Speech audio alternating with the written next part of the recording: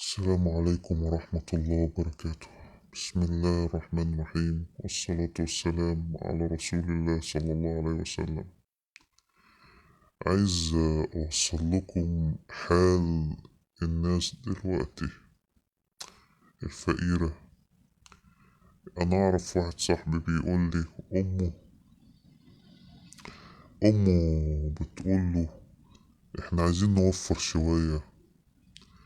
قال لها ليه؟ طب وإحنا مش بنوفر؟ قالت له إحنا عايزين لو نبطل نجيب اللحمة والبيض. مع انه لا، احنا بناكل فول وطعمية وبيض، كمان البيض بقى للأغنياء. يعني هو البيض هيبقى للأغنياء بس؟ شفتوا وصلتوا الناس ليه؟ يعني أنا بتكلم رسالتي للي لسه البواقي أشباه البني آدمين اللي قاعدين لسه بيطبلوا للسيسي، اللي هما زي الخنازير كده، ياكلوا زبالة. بص، الحيوان اللي قاعد على النت ده بيصور نفسه قاعد ياكل ليل نهار ويقولك دي لحمة الجيش ودي سمك الجيش.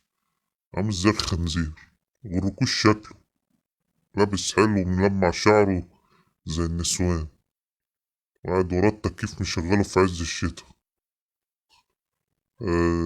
يعني ده واحد من الخنازير عينة ما يحسش خالص بالناس دي. الناس دلوقتي بقت تعد البيض وشايفين ان البيض ده بقى للي قادر. البيض مش هنقول لحمة، في ناس قطعت اللحمة بقت تاكل فول وطعمية، وحتى الجبنة بقت أغلى من اللحمة. الجبنة مثلا الرومي كان الواحد يحب يدلع نفسه بيها يجيب ربع كده، بقى الكيلو ب250 جنيه. الجبنة اللي هي مش طبيعية بقى النص كيلو 50 جنيه، اللي هي مش لبن طبيعي، ده عبارة عن دهن نباتي، شوية نشا كده وشوية لبن وخلاص. طب الناس تعمل ايه تاني؟ طب حسوا بغيركوا، انتوا الدور جاي عليكوا. يعني انا بقول اللي قاعد ياكل لحمة الجيش ده احتمال ان شاء الله، اعوذ بالله يعني، البلد توصل لحال ان انت نفسك هيبقى معاك فلوس بس مش هتلاقي تشتري اللحمة او الحاجة دي. حتى لو انت اكلت، ينفع غيرك مش لاقي ياكل يموت من جوع؟ انت نفس عقلية الكلب بتاعك السيسي، مجرم بيفكر في الإبادة.